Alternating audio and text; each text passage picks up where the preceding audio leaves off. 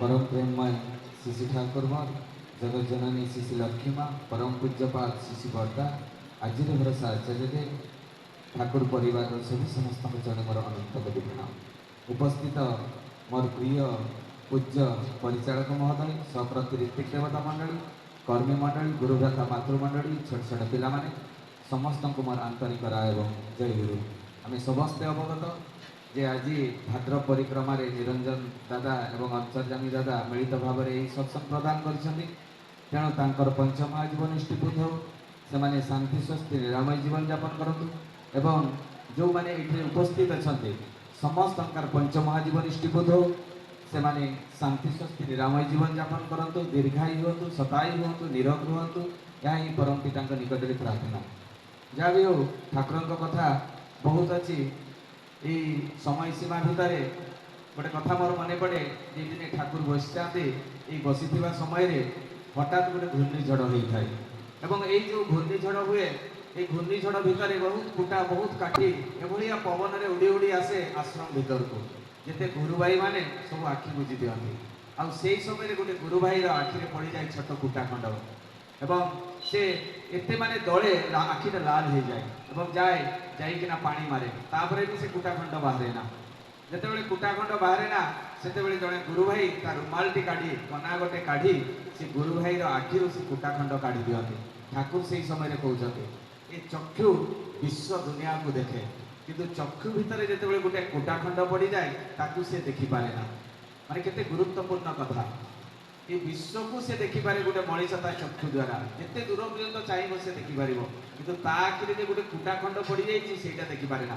आम भितर जिते मणि गुड़ाक अच्छे अहम आम देखिपारूना तेणु ये जिते आम भितर अहमटा जिते नष्ट हो जाए जिते आम गुरु को ग्रहण करूँ से ही नष्ट हुए जे गुरु स्पर्श ही आम गोटे सुना सदृश हो जाऊ तेणु जिते गुरुकर जड़े से भाया जड़े सुना होता जड़े व्यक्ति दुर्गानाथ सरकार सानियल अलग दुर्गानाथ सरकार अलग दुर्गानाथ सरकार घर कलिकता किभली प्रभु जे गोटे मनीष को गोटे पूर्ण मात्रा मनीष भाई तैयारी करती तार गोटे जीवंत उदाहरण जे से दिन कौन है दुर्गानाथ सरकार सी बहुत मद्यप डेली मद पिंधि आर सब हाई एजुकेटेड सांग लिटरेट हाई एजुकेटेड तो कहबनी लिटरेट सांग सब एवं से बसिकिना मद पिंधि कितु सी सांग मैंने ठाकुर विरुद्ध में बहुत कहती जिते ठाकुर विरुद्ध में सी कहती सी दिने सही पारे नहीं कहले कथा गुड़ाक जा ठाकुर को केमी कहबी यहाँ मन भर गोटे जाग्रत है जिते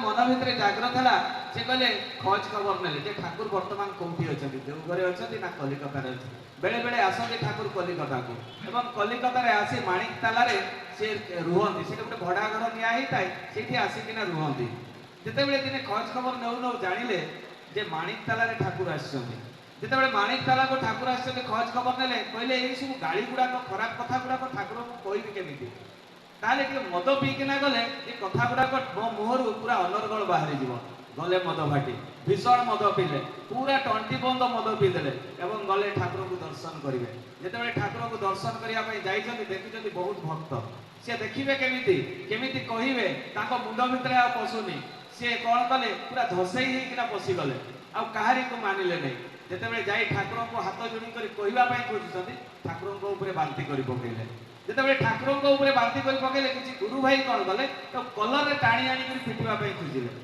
से ठाकुर जाई तो ना कौन रे बोले ठाकुर मो ना दुर्गानाथ तू जो मो देह उपर बांति करदेलु ये लाड़ गुड़ाक केते सुंदर बास्ना होची जानिछु ना देखिला बेले गुरु भाई मैंने सब नाक चुंटी ची ची करुँच पिटापी खोजुंट कि ठाकुर कहते जे ये लाड़ गुड़ाक जो मोर सार्ट में पड़ जाइए पंजाबी में पड़ जाइए केते सुंदर बास्ना होची पुणी ठाकुर कहते शुण काली तू पुणी मद पीकर आसबि आ मो उपर बांति करिवो ये सब भक्त मैंने आश्चर्य ठाकुर एक लीला जे ठाकुर आम ये ठिया हो पारूँ एत बास्ना होची कि पुणी ठाकुर कहते काली से मद पीकर आसो गला घर को दुर्गानाथ सरकार जाइकिना स्त्री को कहूँ जे काली मत टे सका उठेदेव से कहले कहीं ना ठाकुर कहते दर्शन करने जी से स्त्री कहते ना किसी जीवा दरकार नहीं आज तुम्हें जाइल मद पीकर मुझे ठिया होती गुरु भाई मैंने तुमको कलर धरिक फिटापी खोजुले पुणी से जीव ठाकुर पाखु किसी जीवा दरकार नहीं से दुर्गानाथ सरकार केते गुरुत्वपूर्ण कथा कहते बोले ठाकुर तो मत पिटी ना, ठाकुर तो मत भल पाई पुणी कही मद पीकिना आस मो उपरे बांती कर मोर आदर्श होती ठाकुर, मोर जीवन कांडारी होती ठाकुर। मुझे ठाकुर पाखु कौन गुरु भाई पाखु नुहे। जदि आज सत्संग कहारी सहित झगड़ा हुए मनमाड़ी न हुए काली आम इष्टमूर्ति छाड़ा सत्संग जावा बंद करदे। कि दुर्गानाथ सरकार के गुरुत्वपूर्ण कथा कहते समस्त शिखा दरकार ये आम कहीं मंदिर को जाऊे ठाकुर जाऊे मोर आदर्श होती श्री ठाकुर अनुकूल चंद्र आ मुझे ठाकुर तार दिन हो दुर्गानाथ सरकार मद पी ना गाधे शुभ्रग्रस्त पिंधि जाई मालिक ताला ठाकुर को दर्शन करेंगे। भक्तर केते व्याकुलता ठाकुर को दर्शन कर जिते जा पहुँचुंट देखुं कई गोटे भी गुरु भाई नहीं कबाटा ठप ठप कर जड़े माँ बाहर माँ बाहरी सारा बेले कहते यही तुम्हें काली आसला ना हाँ आसती तुम्हें ठाकुर बांती कर ना हाँ बांती कर गेट आउट तुम्हें आउ थे पुणी आसल एटू आज ठाकुर मु लुगा और धोती गुड़ाक सफा करुच्ची मुझे बांती कर पकाऊँ तुम टे लाज नहीं पुणी आज आसीच कहले मुझे तुम पाक आसनी मुझे ठाकुर को दर्शन करने आसी ठाकुर गले कड़े कहले ठाकुर पलैले देवघर को केते गले कहले यही पलैले सी बोले बर्तमान हावड़ा स्टेशन पहुंची जाइए। भक्त केते व्याकुलता दौड़ी पूरा रास्ता जे मुझे ठाकुर को दर्शन करी दौड़ी दौड़ी जिते माने भावुची मुझे पहुंची पारि गोटे टैक्सी धरी टैक्सी रे जाइए पहुंची हावड़ा स्टेशन में पागल भाया खोजी जिते पागल भाया खोजी खुजी खुजी पाऊना भगवान तो दिव्यद्रष्टा अंतर्जामी से हाथ टेकिना डाक हे दुर्गानाथ एखाने आस एखाने आस दौड़ी कर आस दौड़ी दुर्गानाथ सरकार जाए से ट्रेन छाड़ी जिते ट्रेन छाड़ी ठाकुर हाथ बढ़े देते दुर्गानाथ सरकार को उठे ट्रेन ऊपर को टाणिकिना ठाकुर पाखे बसई नहीं जाइए देवघर को देवघर कहे तू डेली आंद बजार खेल आंद बजार खिया आरंभ हो दुर्गानाथ सरकार दुर्गानाथ सरकार जिते आंद बजार खिया आरंभ हो से समय तार सब मद खिया छाड़ी गोटे भल पवित्र पिलाटे हो किसी दिन पर ठाकुर स्वप्रति ऋतिक पांझा यही हूँ श्री ठाकुर अनुकूल चंद्र केते केते मनीष पाखक आसी तार परिवर्तन हो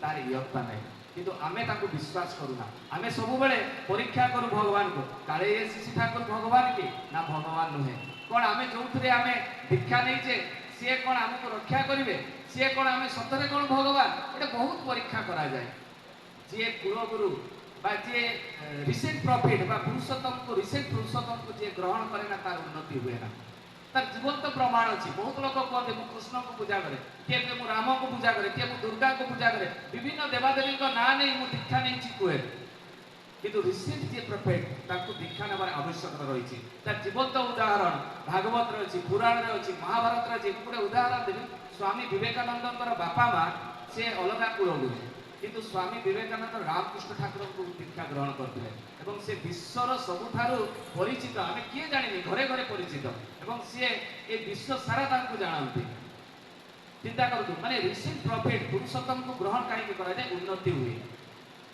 से भाई आम जानी प्रभावती देवी और जानकीनाथ बोस बापा माँ कुलगुरु अलग थे कि जानकीनाथ बोस और प्रभावती देवी श्री ठाकुर मंत्र शिष्य से गर्भर एत सुंदर संतान जन्म करते सुभाष चंद्र बोस आज विश्व विजयी आज भारत को स्वाधीन कर किए न जाने प्रत्येक स्कूल काठबाड़े टंगा शास्त्र कौन कहे रिसेंट प्रॉफिट जी रिसेंट पुरुषोत्तम को कहीं ग्रहण कर बहुत लोग इग्नोर करती मु राम को पूजा कर कृष्ण को पूजा कर कहीं अनुकूल चंद्र दीक्षा नेबी से दिन बसी था कृष्ण कृष्ण बसी समय से समय रुक्मणी प्रश्न कर प्रभु तुम भक्त तो हनुमान परम भक्त हनुमान कहीं तुमको तो दिने देखा करने आसलानी तुमको तो केवे भी स्वीकार करलानी सागे पाखे था गरुड़ कृष्ण स्वयं डाकिले ए गरुड़ शोन जा हनुमान को डाकिक आने गरुड़ गले हनुमान को जाइए जिते कहते जे द्वारकाधीश एवं से विश्व ब्रह्मांडर मालिक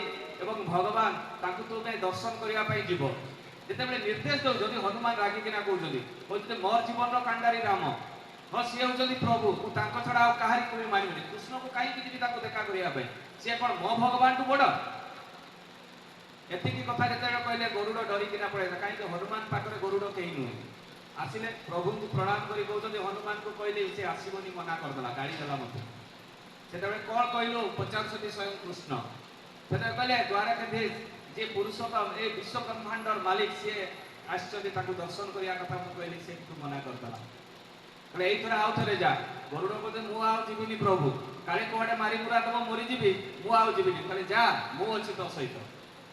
କହିବୁ ଯେ ତୋର ସେଇ ପ୍ରଭୁ ଆସିଛନ୍ତି। ଗଲେ ଗରୁଡ଼ ଯାଇକିନା ହନୁମାନଙ୍କୁ କହୁଛନ୍ତି ଯେ ତୁମେ ଯାହାକୁ ଭଗବାନ ବୋଲି ମାନ, ଯାହାକୁ ପୂଜା କର, ତୁମ ଜୀବନର କାଣ୍ଡାରେ ସିଏ ହିଁ ଆସିଛନ୍ତି। ସେ କହିଲେ ହଉ ଠିକ୍ ଅଛି, ମୁଁ ଦେଖା କରିବା ପାଇଁ ଯିବି, କିନ୍ତୁ ମୋର ବିଶ୍ୱାସ ହଉନାହିଁ ସିଏ ଯେ ମୋର ଜୀବନର ପ୍ରଭୁ ଆସିଛନ୍ତି କୃଷ୍ଣଙ୍କୁ ଦେଖା କରିବା ପାଇଁ। ଦ୍ୱାରପାଳ ଅଟକେଇଛନ୍ତି, ପରିଚୟ ପଚାରିଛନ୍ତି, ସିଏ ତ ରୁଦ୍ର ଅବତାର, ସିଏ ତ ସ୍ୱୟଂ ଶିବଙ୍କର ଅବତାର ହନୁମାନ। ତେଣୁ ତାଙ୍କୁ କିଏ ଅଟକେଇବ? ସିଧା ପଶିଗଲେ। ପଶି ଯାଇକିନା ଯେତେବେଳେ ତାଙ୍କୁ କୃଷ୍ଣଙ୍କ ସାମ୍ନାରେ ଠିଆ ହେଇଛନ୍ତି, ତାଙ୍କୁ ଆଉ ପ୍ରଣାମ କରୁନାହାନ୍ତି। ସେତେବେଳେ ସ୍ୱୟଂ ପ୍ରଭୁ କୃଷ୍ଣ କହୁଛନ୍ତି ହନୁମାନ ତମେ କ'ଣ ମୋତେ ଚିହ୍ନି ପାରିଲ ନାହିଁ? ସେତେବେଳେ ହନୁମାନ କହୁଛନ୍ତି ନା ମୁଁ ତୁମକୁ ଚିହ୍ନି ପାରିଲି ନାହିଁ। ସେତେବେଳେ ସ୍ୱୟଂ କୃଷ୍ଣ ରାମଙ୍କର ରୂପ ଗ୍ରହଣ କଲେ। ସାଙ୍ଗେ ସାଙ୍ଗେ ହନୁମାନ ନତମସ୍ତକ ହେଇ ତାଙ୍କୁ ପ୍ରଣାମ କଲେ। ପୁଣି ପ୍ରଶ୍ନ କଲେ ହନୁମାନ ଯେ ପ୍ରଭୁ ଆପଣଙ୍କୁ ତ ମୁଁ ଦର୍ଶନ ଲାଭ କଲି, ଆପଣ ତ ସିଏ ଯିଏ ମୁଁ ରାମଙ୍କୁ ପୂଜା କରେ, ଆପଣ ହିଁ ସିଏ, କିନ୍ତୁ ମା ସୀତା କାହାନ୍ତି? ସେତେବେଳେ ରୁକ୍ମଣୀ ସେ ମା ସୀତାଙ୍କର ରୂପ ଦେଖେଇଲେ। ତାହେଲେ ଏଇ ମହାଭାରତରୁ ଆମେ ଶିଖିଲେ କ'ଣ? ଯେତେବେଳେ ଯେତେବେଳେ ପୁରୁଷୋତ୍ତମ ଆସନ୍ତି ତାଙ୍କୁ ଗ୍ରହଣ କରିବା ପାଇଁ ପଡ଼ିବ, ଆଉ ହନୁମାନ ମଧ୍ୟ ତାହା ଗ୍ରହଣ କରିଥିଲେ। ତେଣୁ ଏଇଗୁଡ଼ାକ ଜୀବନ୍ତ ପ୍ରମାଣ, ଆମେ ଶାସ୍ତ୍ର ପୁରାଣରୁ ଏଇଗୁଡ଼ାକ ଜୀବନ୍ତ ପ୍ରମାଣ। ଆମେ କେତେ ଭାଗ୍ୟବାନ ଯେ ପୂର୍ବ ଜନ୍ମରେ ଆମେ କେତେ ପୁଣ୍ୟ କରିଥିଲେ ବୋଲି ଶ୍ରୀ ଠାକୁରଙ୍କୁ ପାଇଛେ। ନହେଲେ ଏତେ ଲୋକ ଅଛନ୍ତି କାହିଁ ସେମାନେ ତ ଗ୍ରହଣ କରିପାରୁନାହାନ୍ତି। କେତେ କେତେ ମଣିଷ ଶ୍ରୀ ଠାକୁର ଯେତେ ମେଡିଟେସନ ଗୁଡ଼ାକ ଦେଇଛନ୍ତି, ଠାକୁର ଯେତେ ବିଧାନ ଗୁଡ଼ାକ ଦେଇଛନ୍ତି, ସେଗୁଡ଼ା ଆମ ପାଇଁ। ଠାକୁର ଗୋଟେ ବାକ୍ୟରେ କହିଲେ ଧର୍ମ ମାନେ ବଞ୍ଚିବା ବଢ଼ିବା। ଠାକୁର କହିଲେ ଧର୍ମ ମାନେ ବଞ୍ଚିବା ଏବଂ ବଢ଼ିବା, ଆଉ କିଛି ନୁହେଁ। ତେଣୁ ଠାକୁର ଯୋଉ ବିଧାନଟା ଦେଇଛନ୍ତି ଯେ ବ୍ରହ୍ମ ମୁହୂର୍ତ୍ତରେ ଉଠିବା, ଏଗୁଡ଼ା ସବୁ ଠାକୁରଙ୍କର ଯେତେ ସବୁ ବିଧାନ ଗୁଡ଼ାକ ଆମ ପାଇଁ। କିଏ ବଞ୍ଚିବ ବଢ଼ିବ? ମଣିଷ, ଆମେ ନିଜେ। ତେଣୁ ତ ଠାକୁର ବିଧାନ ଗୁଡ଼ାକ ଦେଲେ। ତାହେଲେ ବ୍ରହ୍ମ ମୁହୂର୍ତ୍ତରେ ଉଠିଲେ କ'ଣ ହୁଏ? ଆୟୁଷ ବୃଦ୍ଧି ହୁଏ। ମେଡିଟେସନ କଲେ କ'ଣ ହୁଏ? ଏଇ ମୁଣ୍ଡ ଭିତରେ ପିଟୁଟାରୀ ଫିନାଇଲ ଗ୍ଲାଣ୍ଡ ଥାଏ, ଏଠାରେ ମେଲାଟିନ୍ କ୍ଷରିତ ହୁଏ, ଏବଂ ଯେତେବେଳେ ନାମ ଧ୍ୟାନ ଆମେ କରୁ ସେତେବେଳେ ମଟର ନାଭ ସେନ୍ସରୀ ନାଭ ଆକ୍ଟିଭ ହୁଏ, ଭଲ ମନ୍ଦ ବିଚାର କରିବାର ଶକ୍ତି ଆସେ, ଏଇ ସ୍ନାୟୁ ଗୁଡ଼ାକ ଦୁର୍ବଳ ହୁଏନି, ଆଖିର ପାୱାର କମେ ନାହିଁ। କେତେ ବେନିଫିଟ୍ ଅଛି। ଆମେ ଏଇଥର ମେଡିଟେସନ ସେଣ୍ଟର ଗୁଡ଼ା ସବୁ ଟାଉନରେ ଖୋଲିଛି, ମାସକୁ 7,000 ଟଙ୍କା ନେଉଛନ୍ତି। ସକାଳୁ ଗଲେ ଗୋଟେ ପ୍ରୋଟିନ ଲିକ୍ୱିଡ ଦେଉଛନ୍ତି, ତାପରେ ଏକ୍ସରସାଇଜ କରୁଛନ୍ତି, ଜାମ୍ ମାରିବା, ତାପରେ କ'ଣ କରନ୍ତି ଗୋଟେ ଟକ୍ସିନ୍ ପାଇଁ ଗୋଟେ ଲିକ୍ୱିଡ ଦେଇ ଦେଉଛନ୍ତି, ତାପରେ ଯାଉ ତୁମ ଶରୀର ଭଲ ରହିବ। ମାନେ 10 ଦିନରେ 2,000, 15 ଦିନରେ 3,000 ଏବଂ ମାସରେ 7,000 ଟଙ୍କା। ଆମର ରାଇରଙ୍ଗପୁରରେ ସେଟା 3ଟା ମେଡିଟେସନ ସେଣ୍ଟର ଖୋଲିଲା। ସେ ମେଡିଟେସନରେ କ'ଣ ଲାଭ ହବ? ଶରୀରଟା ସୁସ୍ଥ ରହିବ। କିନ୍ତୁ ଠାକୁରଙ୍କର ମେଡିଟେସନ କଲେ ଆଉ ମନ ଏବଂ ଶରୀର ଏବଂ ଆଧ୍ୟାତ୍ମିକ, ମାନସିକ, ଆଧ୍ୟାତ୍ମିକ ଏବଂ ଶାରୀରିକ ତିନିଟା ଯାକ ସୁସ୍ଥ ରହିବ। କ'ଣ ଏକ୍ସରସାଇଜ କଲେ ଆପଣଙ୍କ ପରିବାରଟା ବିଶୃଙ୍ଖଳ ପରିବାରଟା କ'ଣ ଶୃଙ୍ଖଳିତ ହବ କି? କେବେ ନୁହେଁ। କିନ୍ତୁ ଠାକୁର ଦେଇଥିବା ବିଧାନଟାକୁ ଯଦି ପାଳନ କରେ, ସେ ତା ପରିବାରଟା ବୈକୁଣ୍ଠ ଭଳିଆ ହେଇଯିବ। ଆମେ ସତ୍ସଙ୍ଗ କାହିଁକି ଆସୁଛୁ? ଆମେ ନିଜ ପରିବାର ଏବଂ ନିଜ ପରିବର୍ତ୍ତନ ପାଇଁ ତ। ତାପରେ ଆମେ ଯେତେବେଳେ ଶତଅଧିକା ପାଠ କରିବା, ଯେତେବେଳେ ନାମ ଧ୍ୟାନ କରି ସାରିଲା ପରେ ଶତଅଧିକା ପାଠ କଲେ କ'ଣ ହବ? ଆମର ଯେ କ୍ରୋଧ, କାମ, କ୍ରୋଧ, ମୋହ, ମଦ, ମାଶ୍ଚର୍ଯ୍ୟ, ମୁଁ ଅକ୍ରୋଧୀ, ମୁଁ କ୍ରୋଧ କରିବିନି, ମୁଁ ଅମାନି ହେବି ନାହିଁ, ଏଗୁଡ଼ାକ ଆମେ ଯେତେବେଳେ ଦିନଟାରେ 3 ଥର ଜପ କରିବା, ସେତେବେଳେ କ'ଣ ଲାଭ ହବ? ଆମ ଭିତରେ ଏଇ 6ଟା ରିପୁ କଣ୍ଟ୍ରୋଲ ହବ। ଏଗୁଡ଼ା ଠାକୁରଙ୍କର କାମ ନୁହେଁ, ନିଜେ ପରିବର୍ତ୍ତନ ହେବା ପାଇଁ ଠାକୁର ଆମକୁ ବିଧାନ ଦେଇଛନ୍ତି, କିନ୍ତୁ ଆମେ ଏଗୁଡ଼ାକ କରୁନା। ତାପରେ ଆମେ କ'ଣ କରିବା? ତାପରେ ପ୍ରତ୍ୟୁଷରୁ ବ୍ରହ୍ମ ମୁହୂର୍ତ୍ତରୁ ଇଷ୍ଟବୃତ୍ତି ଦେବା। ଇଷ୍ଟବୃତ୍ତି ଆମେ ଜାଣିଛୁ 5ଟା ମହାଯଜ୍ଞ, ଯୋଉଗୁଡ଼ାକ ମୁନି ଋଷି ସାଧୁ ସନ୍ନ୍ୟାସୀ କରୁଥିଲେ। ମୁନି ଋଷି ମାନେ ବ୍ରହ୍ମ ମୁହୂର୍ତ୍ତରେ ଉଠୁଥିଲେ, ଗାଧଉଥିଲେ, ସୂର୍ଯ୍ୟଙ୍କୁ ଅର୍ଘ ଯୋଉଟା ତର୍ପଣ, ଇଷ୍ଟବୃତ୍ତି ଯୋଉଟା କୁହାଯାଏ, ତର୍ପଣ କରୁଥିଲେ, ଭିକ୍ଷା କରିବା ପାଇଁ ଯାଉଥିଲେ, ଗୁରୁ ମାତାକୁ ସେ ଭିକ୍ଷା ଆଣିକିନା ଦଉଥିଲେ, ତାପରେ ଅଗ୍ନିହୋତ୍ରୀ ପୂଜା କରୁଥିଲେ, ମାନେ ଯଜ୍ଞ କରୁଥିଲେ। ଏଗୁଡ଼ାକ ସବୁ ଶାସ୍ତ୍ରରେ ଅଛି, ଏଗୁଡ଼ା ମୁନି ଋଷି କରୁଥିଲେ। ଆମେ ସେଇ ଜିନିଷଟା ଏଇ ଇଷ୍ଟବୃତ୍ତି ମାଧ୍ୟମରେ ଠାକୁରଙ୍କୁ ଭୋଗ ଦେବା ନିବେଦନ ମାଧ୍ୟମରେ ଏଗୁଡ଼ାକ କରିଦେଉଛେ। ଦେବଯଜ୍ଞ, ଋଷି ଯଜ୍ଞ, ପିତୃ ମାତୃଯଜ୍ଞ, ଭୂଯଜ୍ଞ ଏବଂ ନୃଯଜ୍ଞ। ତାହେଲେ ଦେଖନ୍ତୁ ଏଇ 5ଟା ମହାଯଜ୍ଞ ଆମେ ଏଇ ଠାକୁରଙ୍କୁ ଅର୍ଘ୍ୟ ଦେବା ମାଧ୍ୟମରେ ସବୁ ହେଇଯାଉଛି। ୟାକୁ ଯଦି ବିଶ୍ଳେଷଣ ଭାବରେ ଆଲୋଚନା କରାଯାଏ, ସମୟ ସୀମା ଭିତରେ ଏଗୁଡ଼ାକ ସରିବନି, ତେଣୁ ସର୍ଟଲି କହିଦେଉଛି। ତାପରେ ଇଷ୍ଟବୃତ୍ତି ଦେଇ ସାରିଲା ପରେ ଆମେ କ'ଣ କରିବା? ପ୍ରାର୍ଥନା କଲେ କ'ଣ ହୁଏ? ଏଇ ଯୋଉ ତାଳି ମାରୁ, ଆପଣ ଗୋଟେ ମେଡିଟେସନ, ଏଗୁଡ଼ାକ ଯେତେ ସବୁ ମେଡିଟେସନ ଠାକୁର ଦେଇଛନ୍ତି, ଏଇ ଯୋଉ ତାଳି ମାରିବା ଭିତରେ କ'ଣ ହୁଏ? ଏ ହାତର ଯୋଉ ପାପୁଲି ଗୁଡ଼ା ଟାଚ୍ ହୁଏ, ଆମର ହାର୍ଟ ପ୍ରୋବ୍ଲେମ କେବେ ହବ ନାହିଁ, ବ୍ଲଡ ସାର୍କୁଲେସନ ଠିକ୍ ହବ। ଆପଣ ଦେଖିବେ ଡାକ୍ତରମାନେ ଗୋଟେ ଏକ୍ସରସାଇଜ ଏଇଭଳିଆ କରନ୍ତି, ଏଇଟା ହେଉଛି ହାର୍ଟର ଏକ୍ସରସାଇଜ। ତ ଏଇ ଏକ୍ସରସାଇଜ ୟୁଟ୍ୟୁବରେ ବି ଆପଣ ଦେଖିବେ, ଆମେ ତ ଡେଲି ସକାଳେ ସନ୍ଧ୍ୟାରେ ତାଳି ମାରୁଛେ। ଏଇଗୁলো ସବୁ ଏକ୍ସରସାଇଜ ଗୁଡ଼ାକ, କେତେ ପଜିଟିଭ ଜିନିଷ ଗୁଡ଼ାକ। ତାପରେ ବାଣୀ ପାଠ, ଆଧ୍ୟାତ୍ମିକ ବହି, ସତ୍ୟାନୁସରଣ, ନାରୀ ନୀତି ତ କମନ, ତାପରେ ଆଲୋଚନା ପ୍ରସଙ୍ଗ, ଇଷ୍ଟ ପ୍ରସଙ୍ଗ, କଥା ପ୍ରସଙ୍ଗ, ସ୍ୱାସ୍ଥ୍ୟ ସଦାଚାର, ବିଭିନ୍ନ ବହି ଆପଣ ପଢ଼ିପାରିବେ।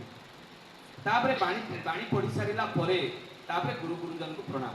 এই ପ୍ରଣାମଟା ଯେତେବେଳେ ଅଭ୍ୟାସଗତ ହେଇଯିବ, ये जो गुरु मान प्रति आम प्रेमटा सदा सर्वदा जाग्रत होना रहा घरे गुरु गुरुजन मान प्रत्येक दिन प्रणाम करूना भर देखिए टिके फाट सृष्टि हुए तेणु आम जो यहाँ अभ्यासगत करा आम छुआ मैंने आमको जो प्रणाम करेंगे आम जमी आम बापा माँ को प्रणाम करवा भर प्रेमटा सब मानने रही तापर प्रणाम कर सारा पर आम थालकुड़ी पत्र सेवन करवा 40 प्रकार रोग मुक्ति मिले ब्लड क्लटिंग हुए नहीं बीपी हुए नहीं हाई माने जो हार्ट प्रॉब्लम देखा जाए नहीं बहुत गुड़ा रोग आप गूगल सर्च कले थालकुड़ी गटुकलार बेनिफिट आप जापर आपर सबासन दिन 3 थर सबासन करेंगे एति कम कहापाई आम निजपाई एति कम कले आम के रोग हेनी सुस्थ जीवन यापन करवा मो मार 73 वर्ष प्रत्येक दिन 3 थर 3 तला उठे लुगा सुखाइबा लुगा उड़ाइबा धान सुखाइबा मैंने केते माने तार सुस्थ जीवन यापन प्रत्येक दिन थालकुड़ी पत्र और बेलपत्र सी खाए आज पर्यटन गैस प्रॉब्लम तार ना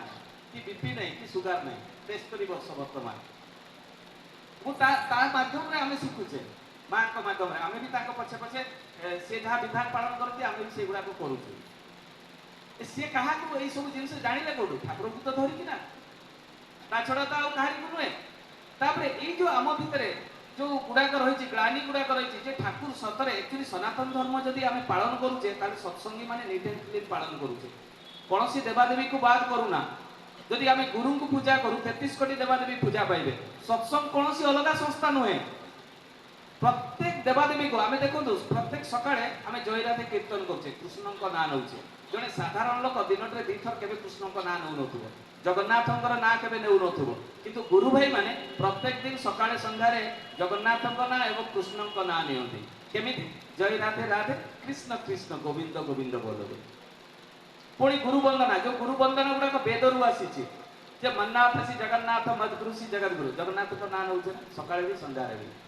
ताने सत्संग अलग संस्था हला कोठी सत्संग प्योरली सनातन धर्म को सिस्टमेटिक विधि विधान नियम नीति भाव में पूरा पालन करूची और जो माने दीक्षा नहीं जति से माने शास्त्र बाद रे पालन करूना शास्त्र को नहीं पालन करूछंती पुणी जो रामकृष्ण ठाकुर हरे कृष्ण कृष्ण कृष्ण हरे हरे हरे राम राम राम हरे हरे संकीर्तन जो आमर तो ब्रह्मपुर मंदिर देखिए प्रार्थना पर से कीर्तन पूरा गाई गाई मंदिर चारिपाखे चतुर्पार्श्व बुलती सेटा भी बंद करना देखो ठाकुर ठाकुर ब्राह्मण घर जन्म होते ब्राह्मण मान विधान अच्छी शालग्राम पूजा करवा गोटे शालग्राम गोटे पत्रटा तुलसी और चंदन दे जी जी देवघर वेद भवन देखिए गोटे बड़ शालग्राम अच्छी से चंदन और तुलसी पत्र दे पूजा हुए ब्राह्मण मान नीति अच्छी अग्निहोत्री पूजा करवा वेद भवन जी से प्रत्येक दिन अग्निहोत्री पूजा हुए माने होम यज्ञ हुए ताने कौन शास्त्र को बात दे ठाकुर की ना सी ही तो से कच्छप मत्स्य अवतार गरुड़ अवतार नरसिंह अवतार से राम कृष्ण जीशु मोहम्मद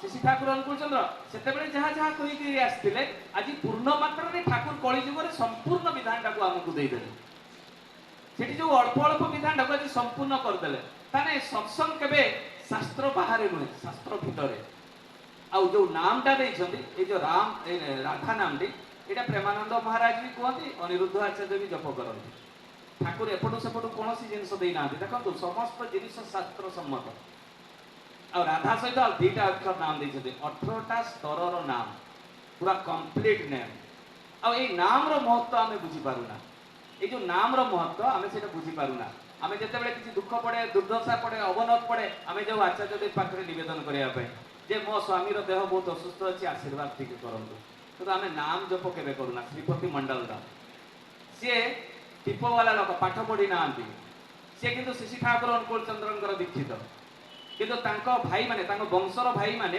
से सब कुलगुरु को धरती माने दीक्षा ग्रहण कर कुलगुरु वर्ष 3 थर 4 थर आसती पाद धोई दिखती वंशर भाई माने एवं से पादर पानी भी पीती चूड़ा चाउल टंका पैसा दे विदाय करती आ श्रीपति मंडल प्रत्येक मास सत्संग करती भाई माने वितुष्ण हो गले ये गोटे कुलांगार कुलर वंशर ये गोटे कलंक सब बेले कहार ना कहार गोटे भजन कीर्तन करुच्ची देखला बेले कुलगुरु को मानु नहीं दिने डिसाइड कले घर बाहर करदवा दिने डाकिक एभलिया गाड़ी देले कहले तू ए घर कलंक एवं कुलांगार तू एठू घर छाड़िकिना पड़ा एभलिया भीषण गाड़ी देले अभद्र भाषा जे सी आ बाट पाइले ना कहले भाई मु जीवी कुआडे मोर तो सेमिति रोजगार नहीं टीपो वाला लोक पाठ पढ़ी करी कौन कहले तुम तो आम घर बनईदेबू कितु आम बाखुड़ी भितर तू ये बाहर पड़ा बाहर गोटे घर बनईदे ସେଇଠି ରହିଲା, ତାକୁ ୱାର୍ଣ୍ଣିଂ ଦେଲେ ତୁ ଏଇ ଦେଇକିନା କେବେ ବି ଯିବୁନି, ନହେଲେ ତୋର ଗୋଡ଼ ହାତ ଭାଙ୍ଗି ଦିଆଯିବ। ଶ୍ରୀପତି ମଣ୍ଡଳ ଦା ବେଚେରା ଲୋକ ଗଲେ, ବାହାରେ ରହିଲେ ଛୁଆ ପିଲା ଧରିକିନା। ଦିନେ ହଠାତ୍ ଗୋଟେ କାମ ପଡ଼ିଲା ଗାଁରେ, ସେ ରାସ୍ତାରେ ଯିବା ପାଇଁ ବାଧ୍ୟ ହେଲେ। ଯେତେବେଳେ ଯାଉଛନ୍ତି ସେଇଦିନ କୁଳଗୁରୁ ତାଙ୍କ ବଂଶର ଭାଇମାନଙ୍କ ପାଖକୁ ଆସିଥାନ୍ତି। ଆଉ ଯେତେବେଳେ ସେ ଯାଉଥାନ୍ତି ସେଇ ସମୟରେ ତାଙ୍କ ବଡ଼ ଭାଇ ତାଙ୍କୁ ଦର୍ଶନ ହେଇଗଲା, ମୁହାଁମୁହିଁ ହେଇଗଲେ। ବଡ଼ ଭାଇ ଭୀଷଣ ଗାଳି ଦେଲେ। ଗାଳି ଦେଇକରି ସିଏ ଗୁଡ଼ାଙ୍ଗାର କହି କହିଲେ, ତୋ ଗୁରୁ ତ ଜୀବନରେ ତୋ ଘରକୁ ଆସନ୍ତି ନାହିଁ, ଆମ ଆଜି କୁଳଗୁରୁ ଆସିଛନ୍ତି, ବର୍ଷରେ 3-4 ଥର ଆସନ୍ତି, ତୁ ତ ଗୋଟେ ପାପୀଟା, ତୁ ଗୋଟେ ବଦମାସଟା, ତତେ ତୋ ଠାକୁର କେବେ ଭଲ ପାଆନ୍ତି ନାହିଁ, ଆଉ ତୁ ଦେଖିଲା ବେଳକୁ ଏ ରାସ୍ତାରେ କାହିଁକି ଆସୁଛୁ? ତାକୁ ପିଟିବା ପାଇଁ ହାତ ଉଠେଇଦେଲେ। ଏଇ କଥାଟା ଶ୍ରୀପତି ମଣ୍ଡଳଟାକୁ ବହୁତ କଷ୍ଟ ଲାଗିଲା। ଏଇଟା ତ ସତ କଥା, 3 ବର୍ଷ ହେଲାଣି ଦୀକ୍ଷା ନେଲି, ଠାକୁର ତ ମୋ ଘରକୁ ଦିନେ ବି ଆସିନାହାନ୍ତି, କିନ୍ତୁ ମୋ ଭାଇମାନଙ୍କର କୁଳଗୁରୁ ପ୍ରତ୍ୟେକ ମାନେ ବର୍ଷରେ 4 ଥର 5 ଥର ଆସନ୍ତି। ଏଇଟା ଯାଇକରି ଠାକୁରଙ୍କୁ ପଚାରିଲେ। ଗଲେ ପାବନା ହିମାୟତପୁର, ଯାଇକିନା ଯେତେବେଳେ ଠାକୁରଙ୍କୁ ସେ ଦର୍ଶନ କରୁଛନ୍ତି, ପ୍ରଣାମ କରୁଛନ୍ତି, ସେଇ ସମୟରେ ସେ ନିବେଦନ ଆଉ କିଛି କରିପାରୁନାହାନ୍ତି, ଭିଡ଼ ଅଛି। ଯାଇକରି ଗୋଟେ ଜାଗାରେ ବସିକିରି ସେ କାନ୍ଦୁଛନ୍ତି। ଠାକୁର ତ ଅନ୍ତର୍ଯାମୀ, ସାଙ୍ଗେ ସାଙ୍ଗେ ହଠାତ୍ ଡାକି ପକେଇଲେ, କହିଲେ ଏ ଶ୍ରୀପତି କ'ଣ ହେଲା ରେ? କହିଲେ ଠାକୁର ମୋ ଗୋଟେ ଆପତ୍ତି ଅଛି। କହିଲେ କ'ଣ ଆପତ୍ତି ଅଛି କହୁନୁ? କହିଲେ ଠାକୁର ଯେ ମୋର ଯେ ବଂଶର ଭାଇମାନେ ଅଛନ୍ତି, ତା ସେ କୁଳଗୁରୁ ଅଛନ୍ତି, ସେ ବର୍ଷରେ 3 ଥର 4 ଥର ଆସନ୍ତି, କିନ୍ତୁ ମୁଁ ତ ପ୍ରତ୍ୟେକ ମାସ ସତ୍ସଙ୍ଗ କରେ, ଆପଣ ତ ମୋ ଘରକୁ ଦିନେ ବି ଆସିଲେ ନାହିଁ। ସାଙ୍ଗେ ସାଙ୍ଗେ ଚଟକିନା ଠାକୁର କହୁଛନ୍ତି, ଏଇ ଶୁକ୍ରବାର ତୁ ସତ୍ସଙ୍ଗ କରିଥିଲୁ, ତୁ ବାତାସା ଭୋଗ ଦେଇଥିଲୁ, ଖଜୁରୀ ଭୋଗ ଦେଇଥିଲୁ, ପେଡ଼ା ଦେଇଥିଲୁ, ମୁଁ ଖାଇଛି। ଶ୍ରୀପତି ମଣ୍ଡଳଟା ଭୋ ଭୋ ହେଇକି କାନ୍ଦି ପକେଇଲେ। କହିଲେ ଠାକୁର ଏ କଥା କେମିତି ଜାଣିଲେ? ସେ କ'ଣ ଅନ୍ତର୍ଯାମୀ? ସତରେ କ'ଣ ଯାଇଥିଲେ ମୋ ଘରକୁ?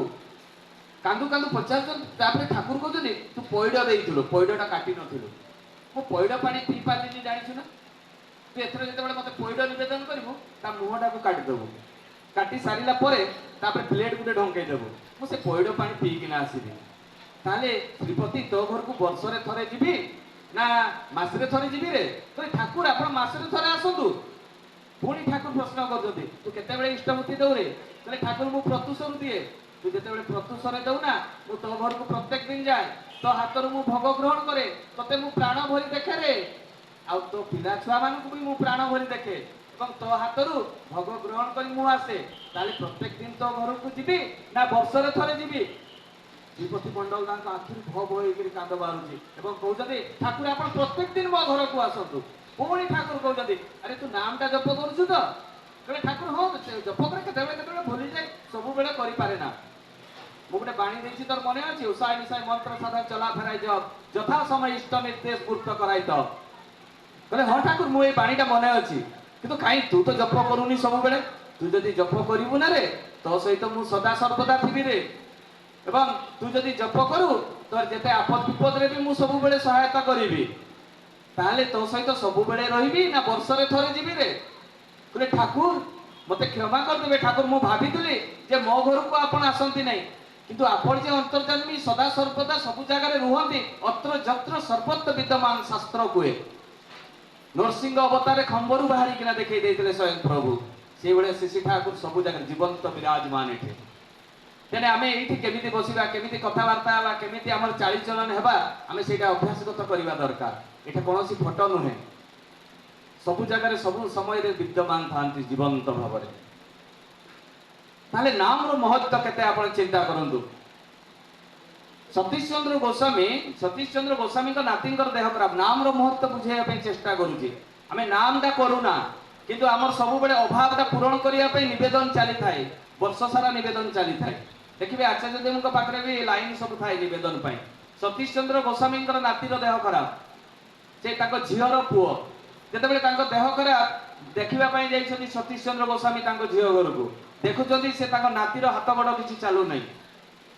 ସେତେବେଳେ ତାଙ୍କ ଝିଅ କହୁଛନ୍ତି, ବାପା ମୋ ପୁଅ ଦେଖ କେଉଁ ପୋଜିସନରେ ଅଛି, ତା ପାଟିରେ ତ ପାଣି ବି ଠିକ ଭାବରେ ଗଳୁନାହିଁ, ପୁରା ଶୁଇକିନା ରହିଛି, କରିବି କ'ଣ? ତୁମେ ଟିକେ ଠାକୁରଙ୍କ ପାଖରେ ନିବେଦନ କଲେ ହୁଅନ୍ତା ନାହିଁ? ସତୀଶ ଚନ୍ଦ୍ର ଗୋସ୍ୱାମୀ ଚଟକିନା ରାଗି ପକେଇଲେ, କହିଲେ ଖାଲି ନିବେଦନ ନିବେଦନ ନିବେଦନ, ନାମର ମହତ୍ଵ କ'ଣ କିଛି ନାହିଁ? ଠାକୁର ଯୋଉ 4ଟା ଅକ୍ଷର ନାମ ଦେଇଛନ୍ତି, ତୁ କ'ଣ ସେଟା ଜପ କରୁନାହିଁ? କହିଲେ ବାପା ମୁଁ ତାକୁ ତ ଧରିକିନା ନାମ କରେ, କିନ୍ତୁ ମୋର ତ ନର୍ଭସ ହେଇଯାଉଛି ନା ପୁଅକୁ ଦେଖିକିନା, କେମିତି ସବୁବେଳେ ନାମ କରିବି, ମୁଁ ତ ସବୁବେଳେ କାନ୍ଦୁଛି। କହିଲେ ନାମଟାକୁ ତୁ ସବୁବେଳେ କର, ଦେଖିବୁ ତୋ ପୁଅ ଠିକ ହେଇଯିବ। ତାପରେ ପଳେଇ ଆସିଲେ ସତୀଶ ଚନ୍ଦ୍ର ଗୋସ୍ୱାମୀ, ଠାକୁରଙ୍କ ପାଖରେ ବସିଥାନ୍ତି, ସାମ୍ନାରେ କିଶୋରୀ ମୋହନ। ଦେଖିକିନା କହିଲେ ଏ କିଶୋରୀ ତମ ସହିତ ମୋର ଟିକେ କଥା ଥିଲା। ସତୀଶ ଚନ୍ଦ୍ର ଗୋସ୍ୱାମୀ କହିଲେ ସତୀଶ ଚନ୍ଦ୍ର ଗୋସ୍ୱାମୀ ସାଧାରଣ ଲୋକ ନୁହେଁ, ସିଏ ଜଣେ ଗୁରୁ ଥିଲେ, ତାଙ୍କର ବହୁତ ଶିଷ୍ୟ ଥିଲେ। ପରବର୍ତ୍ତୀ ମୁହୂର୍ତ୍ତରେ ଶ୍ରୀ ଠାକୁର ଅନୁକୂଳ ଚନ୍ଦ୍ରଙ୍କୁ ସେ ଗୁରୁ ଭାବେ ବରଣ କରିଥିଲେ। ସେ ଭଳିଆ ବ୍ୟକ୍ତିତ୍ୱ, କେତେ ଜ୍ଞାନୀ ମଣିଷ। କିଶୋରୀ ମୋହନକୁ ଡାକିକିନା କହୁଛନ୍ତି ଯେ ମୋ ଝିଅ ଘରକୁ ଯା, ନାମ ବିଷୟରେ ତାର କିଛି ଜ୍ଞାନ ନାହିଁ, ତୁ ଯାଇକିନା ମୋ ନାତିକୁ ଧରିକିରି 3 ଘଣ୍ଟା ନାମ କରିବୁ, ତୋର ଦଳବଳ ଧରିକିରି ଯା ଏବଂ 3 ଘଣ୍ଟା ନାମ କରି ସାରିଲା ପରେ ଉଦଣ୍ଡ କୀର୍ତ୍ତନ କରିବୁ। କିଶୋରୀ ମୋହନ ଚାଲିଲେ ସତୀଶ ଚନ୍ଦ୍ର ଗୋସ୍ୱାମୀଙ୍କ ଘରକୁ। ଯାଇକିନା ଯେତେବେଳେ ପହଞ୍ଚିଲେ ଦେଖୁଛନ୍ତି ସେ ଛୁଆର ଅବସ୍ଥା ବହୁତ ଶୋଚନୀୟ। ଖଟ ଚାରି ପାଖରେ ବସି ପଡ଼ିଲେ ଗୁରୁ ଭାଇ ମାନେ, ତାକୁ ଧରିକିନା ଭୀଷଣ ନାମ କଲେ। ନାମ କରି ସାରିଲା ପରେ ହଠାତ୍ ଉଠି ପଡ଼ି କିଶୋରୀ ମୋହନ କୀର୍ତ୍ତନ ଆରମ୍ଭ କରିଦେଲେ। କୀର୍ତ୍ତନ ଆରମ୍ଭ କରୁ କରୁ କରୁ କରୁ 3-4 ଘଣ୍ଟା ବିତିଗଲା। ବିତିଗଲା ପରେ ତାଙ୍କ ସହିତ ଯେଉଁମାନେ କୀର୍ତ୍ତନ କରୁଥିଲେ ଥକି ପଡ଼ିକରି ଟିକେ ବସି ପଡ଼ିଲେ। ପୁଣି ଆଉ ଥରେ କୀର୍ତ୍ତନ ଆରମ୍ଭ କରିବେ, କିନ୍ତୁ କିଶୋରୀ ମୋହନ ତାଙ୍କର ଖଳ କୀର୍ତ୍ତନ ଚାଲିଥାଏ। ଏହି ସମୟରେ ହଠାତ୍ ସେ ଛୁଆଟି ବସି ପଡ଼ି ଖଟ ଉପରେ କହୁଛି, ମା ମୋତେ ବହୁତ ଭୋକ ଲାଗୁଛି, ଖାଇବା ପାଇଁ ଦେ। ତାଙ୍କ ମା କାନ୍ଦୁଥାନ୍ତି। ହଠାତ୍ କହିଲେ ଏଟା ମୋ ପୁଅର ତ ଶବ୍ଦ। ଦୌଡ଼ିକିନା ଆସିଛନ୍ତି, ଦେଖୁଛନ୍ତି ତାଙ୍କ ପୁଅ ଖଟ ଉପରେ ବସିଛି ଏବଂ ତାକୁ ଧରିକିନା ଭୀଷଣ କାଟିଲେ ଏବଂ ସାଙ୍ଗେ ସାଙ୍ଗେ ଖାଇବା ପାଇଁ ଦେଲେ। ସତୀଶ ଚନ୍ଦ୍ର ଗୋସ୍ୱାମୀଙ୍କ ଝିଅ କହିଲେ ବାପା ଯାହା କହିଥିଲେ ସେଇଟା ସତ କଥା, କିନ୍ତୁ ଆମେ ନାମଟା ହିଁ କରୁନା। ଆକ୍ଚୁଆଲି ଆମେ ନାମଟା ହିଁ କରୁନା। ସବୁବେଳେ ଗାଡ଼ି ଚଲେଇବା, ଖାଇବା ପିଇବା, ରୋଷେଇ କରିବା ବା କୁଆଡ଼େ ଯିବା, ସବୁ ଜାଗାରେ ନାମଟା ହେବା ଦରକାର। ଦେଖିବେ ଆପଣଙ୍କ ଭିତରେ ଏଇ ଯେଉଁ ଗ୍ରହ ଦୋଷ, ଆମ ଭିତରେ ଏଇ ଯେଉଁ ଖରାପ ପ୍ରବୃତ୍ତି ଗୁଡ଼ାକ ପ୍ରବେଶ କରିବ ନାହିଁ। ତେଣୁ ଏଇ ନାମର ମହତ୍ତ୍ୱ ଅଛି। ଟାଇମ୍ ହେଲା କି? ତାହେଲେ ଆପଣ ଚିନ୍ତା କରନ୍ତୁ ଏଇ ନାମର ମହତ୍ତ୍ୱ କେତେ ଗୁରୁତ୍ୱପୂର୍ଣ୍ଣ। ତେଣୁ ଏଇ ଯେଉଁ ଆମେ ଗୁରୁ ଭାଇ ମାନେ ଅଛୁ, ଗୋଟେ ଆମ ଭିତରେ ଏଇ ସାମାଜିକ ଗୋଟେ କଥା, ଆମେ ସବୁଠାରୁ ବଡ଼ ପ୍ରୋବ୍ଲେମ୍ ହେଉଛି ଏଇ ସମ୍ପର୍କଟା ଆଜି ଏଇ ଜଗତରେ ବିଚ୍ଛିନ୍ନ ହେଇଯାଉଛି। ଭାଇ ଭଉଣୀର ସମ୍ପର୍କ, ସ୍ୱାମୀ ସ୍ତ୍ରୀର ସମ୍ପର୍କ, ପିତା ପୁତ୍ରର ସମ୍ପର୍କ, ଏଇଗୁଡ଼ାକ ଆଜି ଦେଖାଯାଉଛି ସବୁ ବିଚ୍ଛିନ୍ନ ହେଇଯାଉଛି। ଏଇଥିପାଇଁ ତ ଆମେ ଠାକୁର ପାଖକୁ ଆସିଛେ ଯେ ଆମର ପରିବାରଟାକୁ ତିଆରି କରିବା ପାଇଁ। ତା ଛଡ଼ା ତ ଆଉ କିଛି ନୁହେଁ। କାଶୀଶ୍ୱର ରାୟ ଚୌଧୁରୀ, ଯେତେବେଳେ କାଶୀଶ୍ୱର ରାୟ ଚୌଧୁରୀ ସିଏ ଠାକୁରଙ୍କ ପାଖରେ ବସିଥାନ୍ତି, ବସିଥିବା ସମୟରେ କିଛି ଗାଁର ଲୋକମାନେ, ଥଣ୍ଡା ସମୟ ହେଇ ଆସିଥାଏ, ଗାଁର ଲୋକମାନେ ଠାକୁରଙ୍କ ପାଖରୁ ନିବେଦନ କରିବା ପାଇଁ ଆସିଥାନ୍ତି ଯେ ଠାକୁର ଆମକୁ କିଛି ଚାଦର ଦରକାର। କାଶୀଶ୍ୱର ରାୟ ଚୌଧୁରୀ ବସିଥାନ୍ତି, ବସିକିନା ଠାକୁର ଅନଉଥାନ୍ତି, ଅନେଇକିନା କହୁଛନ୍ତି ଠିକ୍ ଅଛି, ମୁଁ ତମ ପାଇଁ ଚାଦର 100ଟା ଚାଦର ମୁଁ ଯୋଗାଡ଼ କରିବି। ସେ ଗାଁର ଲୋକମାନେ ପଳେଇ ସାରିଲା ପରେ କାଶୀଶ୍ୱର ରାୟକୁ କହୁଛନ୍ତି ଯେ କିଛି ଚାଦର, ତୁମେ 100ଟା ଚାଦର ଯୋଗାଡ଼ କର। କହିଲେ ଠାକୁର ଠିକ୍ ଅଛି। ଠାକୁର କହିଛନ୍ତି ଖାଲି ସାଧାରଣ ଚାଦର ନୁହେଁ, ଏମ୍ବି ଚାଦର, ଯୋଉଟା ଆସାମରେ ମିଳେ। କହିଲେ ଠାକୁର ଏମ୍ବି ଚାଦର ଗୋଟେ 90 ଟଙ୍କା, 100 ଟଙ୍କା, 120 ଟଙ୍କା, 110 ଟଙ୍କା, ଏତେ ଦାମର ଚାଦର ଏମାନଙ୍କୁ କାହିଁକି ଦେବା? କହିଲେ ମୁଁ ଯୋଉଟା କହୁଛି ସେଇଟା କହ। ମାନେ ସେତେବେଳେ 110 ମାନେ ଆଜିର ଡେଟ୍ରେ 10,000 15,000 ଉପରେ ଗୋଟେ ଚାଦର ହବ ବା 50,000 ଉପରେ ହେଇପାରେ ଯଦି ତାକୁ ଆମେ କଳନା କରୁ। ସେତେବେଳେ 1 ପଇସା 2 ପଇସା ଚାଲୁଥିଲା, ମାନେ 90 ଟଙ୍କାର ଚାଦର ମାନେ କେତେ କଷ୍ଟଲି ଚାଦର। କାଶୀଶ୍ୱର ରାୟ ଚୌଧୁରୀ କହିଲେ ଠିକ୍ ଅଛି ଠାକୁର, ମୁଁ 100ଟା ଏମ୍ବି ଚାଦର ଆଣିକିନା ଦେବି। ଗଲେ କାଶୀଶ୍ୱର ରାୟ ଚୌଧୁରୀ, ଯାଇକିନା ସେଠିକାର ଯେଉଁ ଏମ୍ଏଲ୍ଏ ଥିଲେ, ସେତେବେଳେ ପ୍ରଥମ ଏମ୍ଏଲ୍ଏ ସେ ରୀତିକ, ନାଇଁ ରୀତିକ ନୁହେଁ, ସେ ସାଧାରଣ ଗୁରୁ ଭାଇ ପ୍ରଥମ ଏମ୍ଏଲ୍ଏ, ତାଙ୍କୁ ଯାଇକିନା କହିଲେ ପଇସା ଏତେ ଆଣିବେ କୋଉଠୁ? କାଶୀଶ୍ୱର ରାୟ ଯେତେବେଳେ ଯାଇକିରି କହିଲେ, ନିବେଦନ କଲେ ଯେ ଦାଦା ଠାକୁର ଚାହିଁଛନ୍ତି 100ଟା ଏମ୍ବି ଚାଦର। ସେ କହିଲେ ଠିକ୍ ଅଛି, ଯୋଗାଡ଼ ହେଇଯିବ, ଭିକ୍ଷା କରିବା। ଭିକ୍ଷା କଲେ, 100ଟା ଚାଦର ଆଣିକିନା ଦେଲେ। ଦେଲା ପରେ ଠାକୁର କହୁଛନ୍ତି କାଶୀ ତୁ ଏଗୁଡ଼ାକ ନିଜେ ତୁ ବାଣ୍ଟିବୁ ତୋ ହାତରେ, ଚାଲ ଯିବା। ସେ ଗାଁକୁ ଠାକୁର ପରମ ପୂଜ୍ୟପାତ ଶ୍ରୀ ବଡ଼ଦା ବି ଥିଲେ, ଛୋଟ ବୟସର, ସବୁ ସାଙ୍ଗ ହେଇକରି ଗୁରୁ ଭାଇ ଗଲେ ବାଣ୍ଟିବା ପାଇଁ। କାଶୀଶ୍ୱର ରାୟ ବାଣ୍ଟୁଛନ୍ତି, ଅଧା ସମୟରେ କହୁଛନ୍ତି ଠାକୁର ଖେପୁଦାଙ୍କର ଏଭଳିଆ ସୁନ୍ଦର ଚାଦର, ମୁଲାୟମ ଚାଦର ନାହିଁ, ତାଙ୍କୁ କ'ଣ ଗୋଟେ ଦେଇଦେବି? କହିଲେ କିଛି ଦରକାର ନାହିଁ ତାକୁ ଦେବା ପାଇଁ, ତା ପାଇଁ ମୁଁ ଅଛି, ତୁ ଚାଦର ଦେଇଦେ। ବାଣ୍ଟୁ ବାଣ୍ଟୁ ଆଉ ଗୋଟେ ଚାଦର ବଳିଥାଏ। କହିଲେ ଠାକୁର ବଡ଼ ମାଆଙ୍କର ବି ତ ଏଭଳିଆ ଗୋଟେ ଚାଦର ନାହିଁ, କ'ଣ ବଡ଼ ମାଆଙ୍କୁ ଏଭଳିଆ ଗୋଟେ ଚାଦର ଦେବି? କେତେ ଦାମୀ ଚାଦରଟା, କେତେ ସୁନ୍ଦର ମୁଲାୟମ, ଏ ଚାଦର ବଡ଼ ମାଆକୁ ଦେବି? କହିଲେ ବଡ଼ ମାଆର କିଛି ଆବଶ୍ୟକତା ନାହିଁ, ତୁ ବାଣ୍ଟି ଦେ ସବୁ ଚାଦର ଗୁଡ଼ାକ। ବାଣ୍ଟି ଦେଲେ କାଶୀଶ୍ୱର ରାୟ ଚୌଧୁରୀ।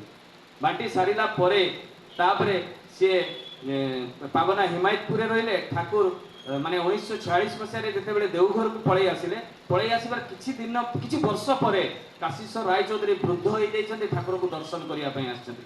ଯେତେବେଳେ ଠାକୁରଙ୍କୁ ଦର୍ଶନ କରିବା ପାଇଁ ଆସିଛନ୍ତି, ସେତେବେଳେ ପ୍ରଣାମ କରିବା ସମୟରେ କହିଲେ ଏଇ କାଶୀ, ତତେ ତନ୍ତ୍ରମନ୍ତ୍ର ଶିଖିବା ପାଇଁ କହିଥିଲି, ତୁ କ'ଣ ଶିଖିଛୁ? କହିଲେ ଠାକୁର ମୁଁ ସବୁ ଶିଖି ଯାଇଛି ଏବଂ ତାକୁ ଖରାପ ଦିଗରେ ବିନିଯୋଗ କରିବୁ ନାହିଁ, ତୁ ଖାଲି ଶିଖିଥା।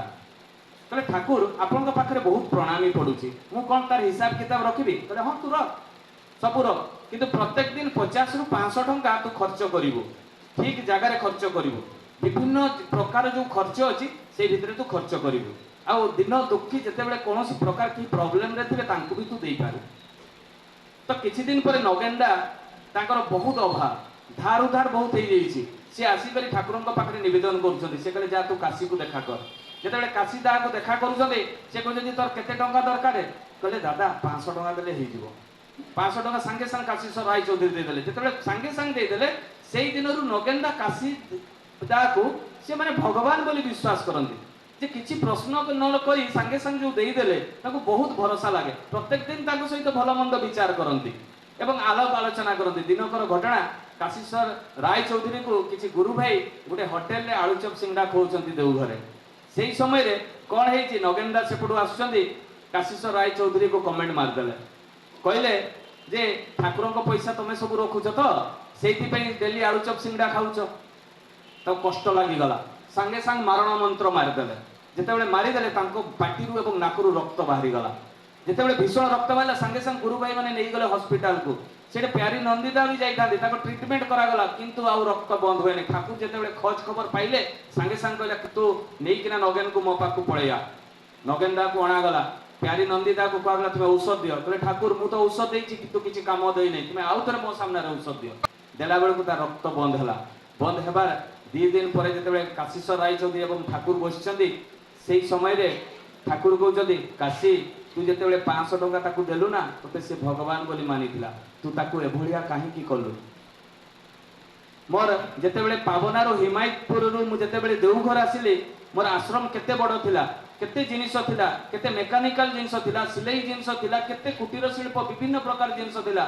से टिकार गाँव लोक माने भांगी केना पद्मा नदी रे फिंगी देले से कथा मोर दिने भी मने नाही किंतु तू जो दिन चादर बांटी थिलु से कथा मोर आज पर्यंत मने अछि किंतु तू नगेंदा को एपरी काहे की कलु ठाकुर प्रश्न करचंदी काशीश्वर राय को सांगे सांग काशीश्वर राय ताको क्षमा मागुचंदी ठाकुर को कहले ठाकुर मो बुझी पारिली ता माने हैला जड़े जीवन सारा गोटे भौणी सहित भाईर संपर्क थाए किंतु जिते विवाह हो जाए से दीटा परिवार हो जाए दीटा परिवार भितर कौन हुए डिस्प्यूट आरंभ हो जाए से तार विवाह कर संसार करे भाई तार संसार करे से भाया देखा जाए भाई भितर भी भाई भाई भितर भी देखा जाए परिवार परिवार भितर देखा जाए पुराना जो आम सांग गुरु भाई मान भितर देखा जाए आम पूरा सांग होउतबा गोटे छोट कथा को नहीं डिस्प्यूट हो जाए से डिस्प्यूटा जीवन सारा रही जाए जहाँ फल सहित आम कथा होना ठाकुर केते सरल भाव से काशीश्वर राय को बुझेदेले ए परिवार सत्संग गोटे परिवार समय तो हो जाए सत्संग गोटे परिवार